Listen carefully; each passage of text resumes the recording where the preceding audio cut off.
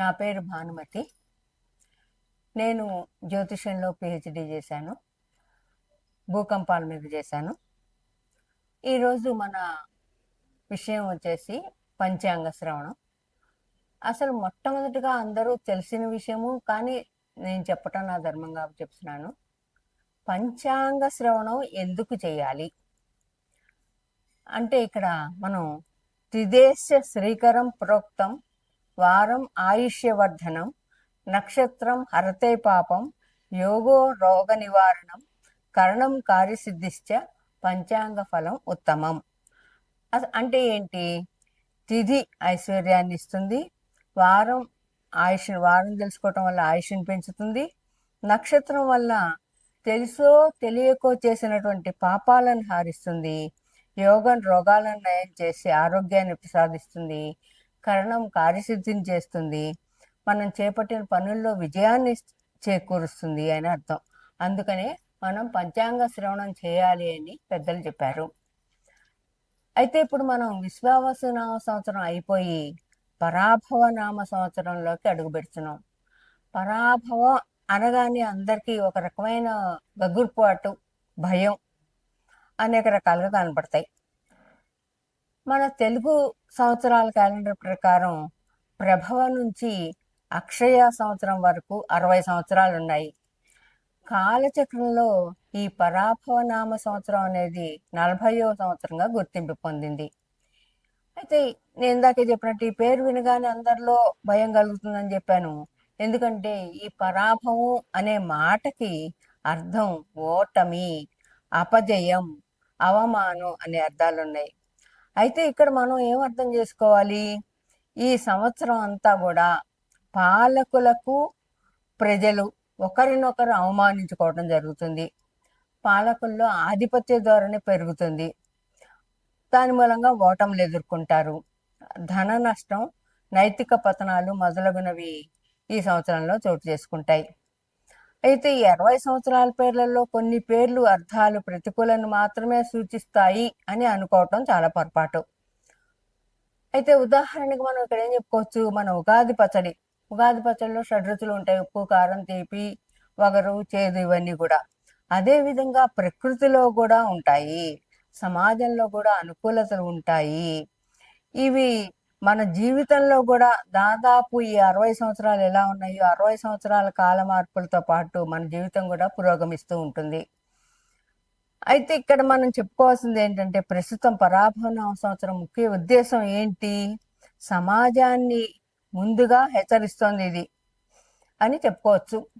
అంటే జాగ్రత్తగా ఉండండి, మీరు ఇది అనుకూలతలు ప్రతికూలతలు ఉన్నప్పుడు మనం ఆచితూచి నడుచుకోవటం ముఖ్య ఉద్దేశం అని చెప్తోంది ఇక్కడ. దీంట్లో ఈ సంవత్సరాన్ని పరిమాణం, మార్పు, కొత్త ప్రారంభాలకు సూచనగా మనం ఈ సంవత్సరాన్ని పరిగణించుకోవచ్చు. ఇంతకీ మనం హెచ్చరిక అన్నాను ఇందాక. ఈ సంవత్సరం మనకి ఇచ్చే హెచ్చరిక ఏంటి? అహంకారం ఉన్న వాళ్ళకి ఓటమి తప్పదుగాక తప్పదు. అదేవిధంగా వినయ విధేయతలతో ఉండే వాళ్ళకి ఉన్నత స్థానాన్ని చేరుకుంటారు వాళ్ళు అని చెప్పడం ఈ కొత్త సంవత్సరం యొక్క ప్రథమ ఫలితం, ప్రథమ లక్షణం అని కూడా మనం చెప్పుకోవచ్చు. తర్వాత ఈ సంవత్సరం పంచాంగ శ్రవణంలో తర్వాత కన్యా రాశి. వీళ్ళకి ఈ కన్యా రాశిలో ఉత్తర 2, 3, 4 పాదాలు, తర్వాత హస్త 1, 2, 3, 4 పాదాలు, చిత్త 1, 2 పాదాలు కన్యా రాశిలో ఉంటాయి. ఈ రాశి వాళ్ళకి ఆదాయం 8, వ్యయం 11, రాజపూజ్యం 3, అవమానం 3, 2 సమానంగానే ఉన్నాయి. తర్వాత వీళ్ళకి రాశి సంచారం తీసుకుంటే రవి 14/4/2026 నుండి 15/5/2026 వరకు కూడా అష్టమంలో, తర్వాత 18/8/2026 నుండి 17/10/2026 వరకు ద్వాదశంలోను జన్మంలోనూ ఉంటాడు. తర్వాత 17/12/2026 నుండి 14/1/2027 వరకు కూడా అర్ధాష్టమంలో రవి సంచారం జరుగుతుంది.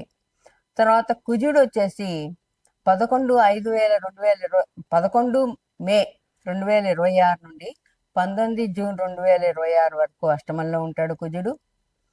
తర్వాత 11/11/2026 నుండి సంవత్సరం చివరి దాకా కూడా ద్వాదశంలో సంచారం చేస్తాడు.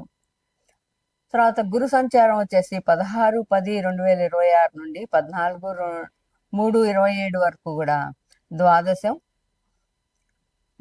ఉంటారు. తర్వాత శని సంచారం వీళ్ళకి పూర్తిగా శుభాన్ని చేకూరుస్తుంది. కేతువు సంవత్సరం మొదటి నుండి కూడా 3/12/2026 వరకు కూడా ద్వాదశంలో ఉంటాడు. రాహువు కూడా వీళ్ళకి పూర్తి శుభుడే. ఈ రాశిలో జన్మించిన స్త్రీ పురుషులకు మిశ్రమ ఫలితాలు ఉంటాయి అని మనం చెప్పచ్చు. అయితే ఒక్కొక్కసారి వీళ్ళకి అకారణంగా ఏ కారణం లేకుండా ఎదుటి వాళ్ళతో మాటలు పడే అవకాశం ఉంది. ఇంకా వీళ్ళకి రావాల్సిన బాకీలేవి వసూలు కావు. వాళ్ళు అవి రావు, ఎవరికో ఇచ్చినవి ఉంటాయి. ఆ బాకీలన్నీ మొండి బకాయిలు అయిపోతాయి.